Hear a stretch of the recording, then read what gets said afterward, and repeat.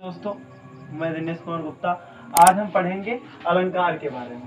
अलंकार जैसे कि स्त्री की शोभा बढ़ाने के लिए वस्तुएं होती हैं, आभूषण होते हैं, उनके गहने होते हैं, ऐसे ही हमारे अलंकार होते हैं। स्त्री जब आभूषण पहन लेती तो वो सुशोभित यानी कि सुंदर लगने लगती। ऐसे ही अलंकार यानी कि अलंकार जब पढ़ते हैं लिखते हैं तो उसमें एक अलंकार होता है, यानी कि उसमें सजाने के लिए अलंकारों का प्रयोग किया जाता है।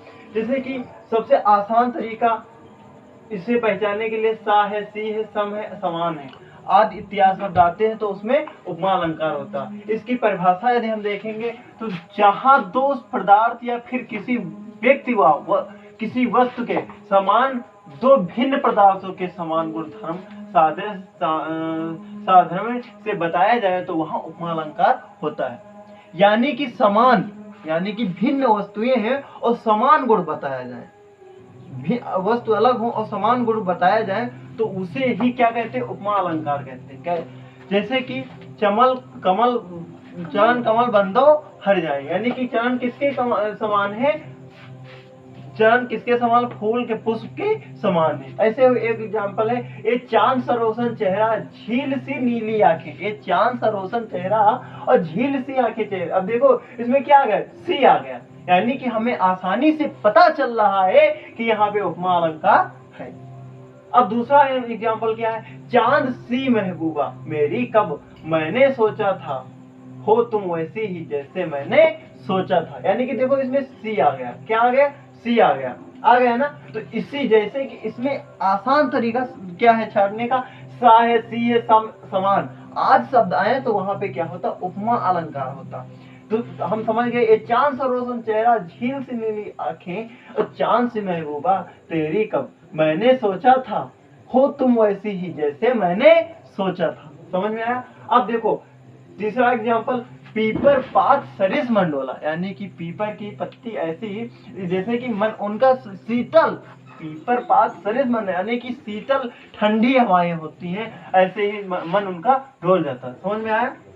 अब आता है उत्प्रेक्षा अलंकार। उत्प्रेक्षा अलंकार में क्या होता, इसकी परिभाषा हम देखेंगे तो जहां पर उपमेय में उपमान की संभावना की जाए वहां उत्प्रेक्षा अलंकार होता। उपमेय में उपमान की संभावना की जाए वहां पे क्या होता, उत्प्रेक्षा अलंकार होता। इसके वाचक शब्द जन जानो मन मानो आदि इसके वाचक शब्द हैं।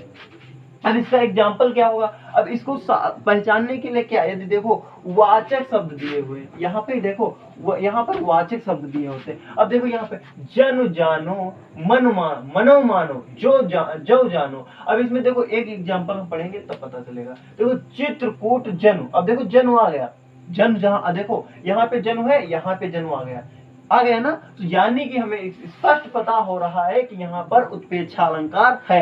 अब देखो चित्रकूट जन अचल अहेरी, अहेरी फूले का सकल मही छाई जनु जनु रसा ऋतु प्रकट बुढ़ाई। यानी कि देखो यहाँ पे जनु आ गया, यहाँ पे क्या है, जनु आ गया। अब दूसरा एग्जांपल तीसरा देखो, सोहत ओढ़े पीठ पत श्याम सलोने गात मनो। देखो यहाँ पे क्या आ गया, देखो यहाँ पर मनो आ गया, क्या आ गया, मनो आ गया। तो मनो नील मल शैल परे आतप परे प्रभात, यानी कि इससे स्पष्ट होता है जहाँ पे जन हो जनो हो मन हो मनो हो जो जानो, यानी कि इत्यादि शब्द आते हैं वहां पर उत्प्रेक्षा अलंकार होता है।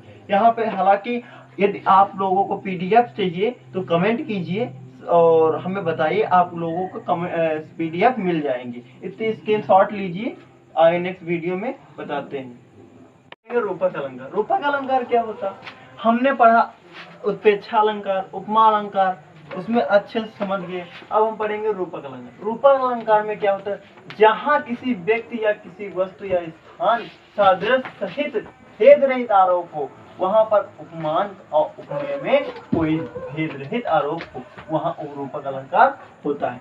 और यानी कि अर्थात, यानी कि दूसरा एग्जाम्पल ना समझ में आए तो दूसरा, यानी कि ये परिभाषा ना समझ में आए तो दूसरी इसी टाइप से उपरूपक ही अलंकार की है। जब दो वस्तुएं की इतनी समानता हो, यानी कि दो वस्तुएं हो, एक समझ लो कलम हो, एक समझ लो मोबाइल हो, यानी कि दो वस्तुएं हो और उनकी समानता यदि मिलाई जाए उसी को, यानी कि जब दो वस्तुएं की इतनी समानता हो कि दोनों में अंतर करना मुश्किल हो जाए, यानी कि उनको उनको भाई इसी में मोबाइल यानी कि वॉच घड़ी आती, उसी में फोन वगैरह चलता है, इसी में आईफोन होता है, इसी चलता है ना। तो ऐसी समानता हो जो उनमें अंतर करना मुश्किल हो जाए, यानी कि थोड़ा सा अंतर केवल हो, उसी को हम रूपक अलंकार कहते हैं। यानी कि रूप एक ही हो, केवल थोड़ा सा भिन्न हो, उसी को हम रूपक अलंकार कहते हैं। सीधी साधारण अपनी भाषा में यदि हम कह सकते, जब दो वस्तुएं की इतनी समानता हो कि दोनों में अंतर करना मुश्किल हो जाए, वहां रूपक अलंकार होता है। उसके वाचक शब्द हमने अलंकार उपमा में भी बताए थे और उत्प्रेक्षा में बताए थे। अब इसके वाचक शब्द क्या होंगे, देखो तो विस्मय बोधक यानी कि ये चिन्ह आएगा, विस्मय बोधक ये चिन्ह आएगा। और ये देखो डैश से सा सी, इनके पहले डैश लगा होता, आदि ऐसे शब्द आ जाए तो समझ लेना कि रूपक अलंकार होते। इनका अर्थ होता और, जो ये डैश बीच बीच में लिखा है देखो, इसका अर्थ होता और। देखो लिखा चरण कमल बंदो हरिराई, यानी कि हरि के कमल कैसे हैं, चरण उनके कैसे हैं, कमल की समान, यानी कि प्रभु के, यानी कि हरिराई यानी कि प्रभु नारायण के कैसे चरण है, चरण कमल बंदो यानी कमल की समान, ऐसे कि चरण कमल बंदो हरिराई। यानी कि मैं, यानी कि देखो यहाँ विस्मय बोधक चिन्ह लगाओ, मैं तो चंद्र खिलौना लायो, यानी कि देखो यहाँ पे विस्मय बोधक है चिन्ह, यहाँ पे हमने बताया, यानी कि जहां पर रूपक अलंकार होते वहां पर ये बीच बीच में डैश लगे होते। इतना समझ में आया। और से सा सी से आदि शब्द आए वहां पर रूपक अलंकार होता है।